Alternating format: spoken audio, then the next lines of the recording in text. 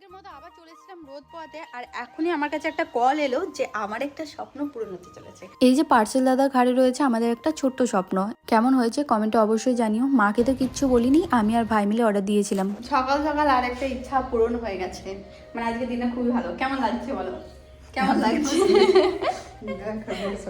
ঠান্ডাতে অবস্থা খারাপ, কই বাত নেই। কেমন লাগছে রে? ভালো, বল থ্যাংক ইউ। বলেও না কোনো কিছুর জন্য থ্যাংক ইউ বলে না।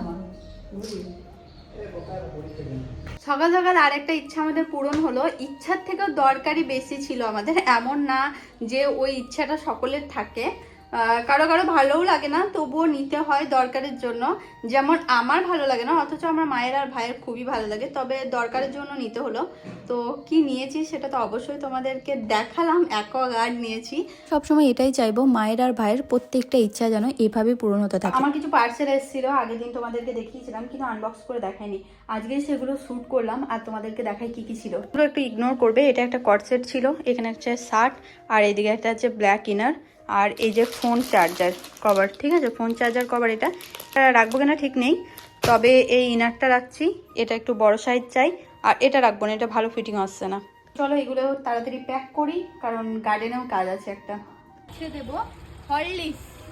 এতটা দুর্গন্ধ করে কিন্তু কিছু করার নেই। অনেকেই জানো হয়তো আমার সেকেন্ড চ্যানেলটা গার্ডেনিং এর ওপরে, তাই আমার বাগানে প্রচুর গাছ আছে আর সেই সমস্ত গাছের পরিচর্যাও করতে হয়। তাই চলে এসেছি আজকে ওদের শীতের খাবার দিতে, মানে খোল ভেজা জল। ব্যাস এটুকু দিলে গাছ অনেক হেলদি থাকবে। আমি না একজনের ভিডিও দেখেছিলাম, কাঁচা গোবর দিয়েছিলাম, তাতে আমার গাছ অনেক মারা গেছে। সেজন্য তোমরা কখনো এই ভুলটা করো না। আমার গাছপালা ভীষণ ভালো লাগে। আজকের দিনটা খুবই হেভি ছিল, অনেক কাজ ছিল। ঘরটা মুছতে গিয়ে দেখি গাছগুলোর উপরে অনেক ধুলো বসে রয়েছে, তাই ভাবলাম আগে গাছগুলো মুছে ফেলি, তারপর ঘরটাকে মুছে ফেলবো।